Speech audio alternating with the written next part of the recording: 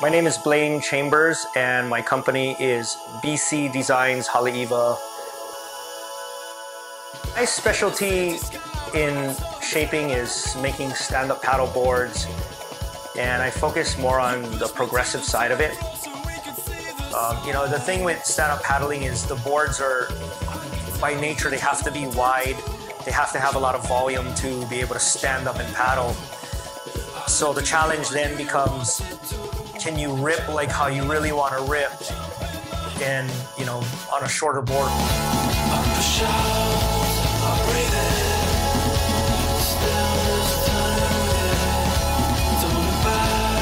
Even though you don't get to the point where you're going to rip like Joel Parkinson or Kelly Slater or Fanning, you can get to a point where you'll be happy with how vertical you can get and how deep you can get and how solid of a carving turn you can pull off. And that's kind of like what I'm probably most known for. I go to Fiberglass Hawaii and Waihewa mostly. Sometimes I go to the town store and I get my blanks there. I usually use EPS blanks that they make the 8.6 or US blanks, which Fiberglass Hawaii carries, does the 8.6 1.5 pound EPS stuff that I pick up, and I made my own rocker with that. I pick up their 9.6s, 10.4s, whatever I need. I usually get those from the Waihewa Fiberglass Hawaii store. Fiberglass Hawaii is a company that I really need, and I'm very stoked with the way that they handle me as a customer. And it's everybody down there is cool, easy to work with. I love that. I got into shaping late.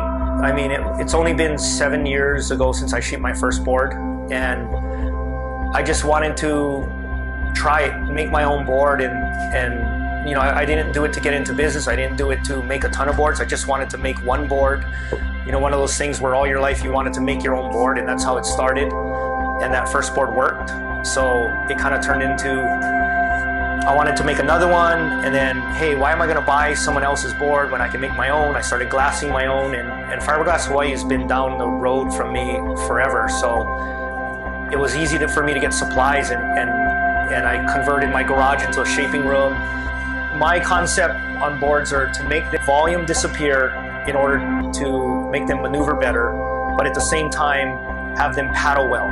I made short boards and long boards for myself, and stand-up paddling wasn't really around. It wasn't popular back then. There weren't many people doing it at all.